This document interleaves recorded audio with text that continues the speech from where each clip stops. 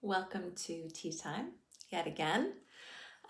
Here I am in the Netherlands. I just finished my fourth day of a 4-day clinic, following a 1-day workshop I did before that clinic. So I got to teach 5 days in the Netherlands.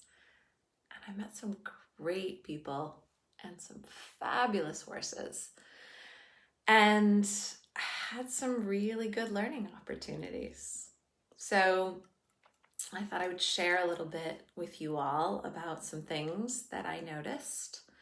And I particularly wanted to talk today about the idea of freedom. Freedom is a very romantic term. We like to feel like we give our horses freedom and we share with them a sense of freedom. But what is freedom? I really believe that freedom is when the horse is allowed to search for their own comfort. But can they find comfort is the question. So I really believe that horses are herd animals. They want to have harmony with others. They want to be the same as their friends. But if they're not comfortable enough, they can't have harmony because there's too much fight, too much flight, too much freeze, and they can't find how to be in harmony with their friends. So we run into an issue in a bunch of my clinics where horses come and their owners want to learn these theories of freedom-based training. But when we take the halter off in an unknown arena, in an unknown space, the horse looks for comfort, but can't find it. And they end up running and whinnying and calling. And we've taken the halter off, but they're now in an arena they didn't choose. And they're looking for comfort and they can't find it.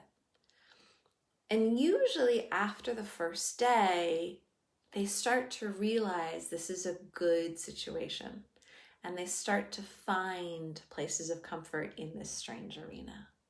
Hi, Zena. Thanks for joining us for tea time. So today, actually this whole week, I had a really interesting group of horses and a couple of them really struggled to find comfort. And I started really thinking about this idea of we take the halter off, we give them some degree of freedom in a clinic. Is that fair? Is it fair to take the halter off and abandon the horse in this place where it does not know how to find comfort? So I think it's fair, if within a day or so it settles and it does start to find comfort, that's fine. But I had a couple of horses in this clinic that really went up and down a lot, and they had a hard time settling. They had a hard time finding comfort, and we really weren't able to work on these theories of harmony and peace and all the things that I want to work on because they couldn't find enough comfort to have harmony. So what am I going to do? How do I share the theories of freedom-based training if the horses aren't comfortable enough to settle? So I changed the plan, and I don't usually do this, but the right horse asks me the right question, I come up with an answer. And what we did is we put the halters back on, and we worked along the lines of the stuff that I discovered when I was crossing Costa Rica with Andrea Wadey. And the idea was there are 2 ways that we lower stress. One way is by making good decisions, being surrounded by others that make good decisions. But good decisions lead to comfort.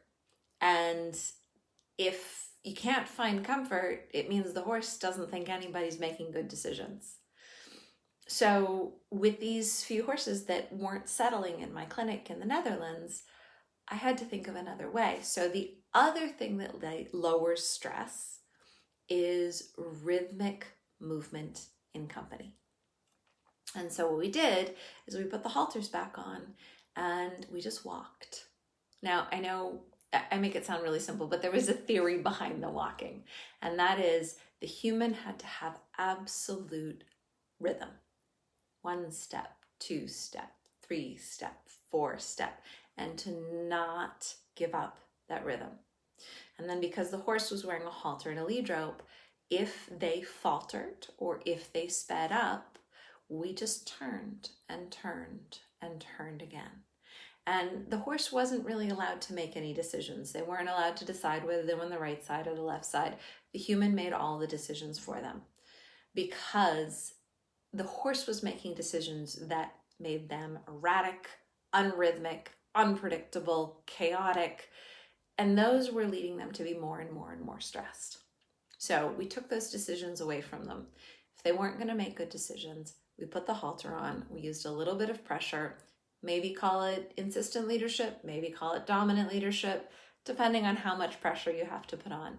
And we worked through turns and rhythm until the horse found comfort. And usually it was within 10 minutes. And then we took the lead ropes off and we played with freedom-based training. But very often the horse could only find comfort without the lead rope on for a few minutes. And then they would start to make bad decisions. Their rhythm would get really bad. They would start running, they would start calling, and they would start to escalate their behavior and feel like there was no hope. And so we would try, instead of waiting for them to escalate their bad behavior, we would wait for them to come and ask for help. So at some point, at least in this clinic, these 2 horses would come over to their owners and they would be doing really well, but you could just see them ask for that halter to be clipped on again. And their owners would clip the lead rope on and resume their rhythmic walking. 1, 2, 3, 4. Turning the horse as many times as needed if they went too fast or went too slow until they found their rhythm. And then once they found their rhythm, we could take the lead rope off again and we could work in this so-called freedom. But these are horses that in freedom were making terrible decisions. And by terrible decisions, I mean they were making decisions that made comfort impossible to find. With the erratic, unrhythmic behavior, they were just winding themselves up and getting more and more concerned. And, it's not really freedom at a clinic. They're in an arena they didn't choose. They're in a space they didn't want to be in. As humans, we put them there and then we say, look, you're free. But they're not really free. And so we found that with a little bit of help, a little bit of support with the halter and the lead rope, looking for rhythm, walking together, it was actually an unbelievably quick fix. And then we could do a little bit of work in freedom. And then at a really good moment when the horse felt like, oh, it's going pretty well, we could put the halter back on and walk a little bit more so that the horse would get a sense of being settled and safe and comfortable. And then we could take that halter off and work in freedom for a little bit, but not so much that the horse got overwhelmed by it. So freedom-based training is designed to be done in the horse's home, where they're comfortable, with their friends, in a big space. And that would be ideal. But it's really difficult for me to visit everybody in their home and help them find the process and work through the theories. So I am going to keep continuing doing clinics. And I am going to be back in the Netherlands next year. We set a date. So September 8 through 11, I believe it is, I'll be back here in the Netherlands. And I know a bunch of people have already signed up, so I look forward to seeing a bunch of the same crew again. And, we'll use our tools when necessary to make sure the horses are comfortable enough to then be in freedom in a way that's really fair for them. And I know it's a little bit of freedom. It's not real freedom, but it's enough that the students can learn the theories and how everything fits together. And then they can take all that home and use it in a way that feels really good for their horse in their home space. I see Martina had a comment here. Hi Elsa, I love the flexibility in training using halters, keeping them calmer, getting them more relaxed. I can really relate to this with one of mine. Thank you. Good, yeah. I've had a real commitment to freedom in the past, and I still believe if the horse can find comfort, it's fabulous to give them a minute to find it. But if they can't, well, we can help them. This is a thing we can do. And then once they settle, then we can say, okay, this is when freedom becomes fair. When the horse is actually capable of finding that comfort that they're seeking. And the way we know that they found it is because harmony becomes possible with them. If they are so erratic in their behavior that harmony is not possible, they can't find comfort. Horses want harmony, but they can't have harmony until they find comfort first. So I hope that's some good food for thought. Thank you, Florentine, for joining us.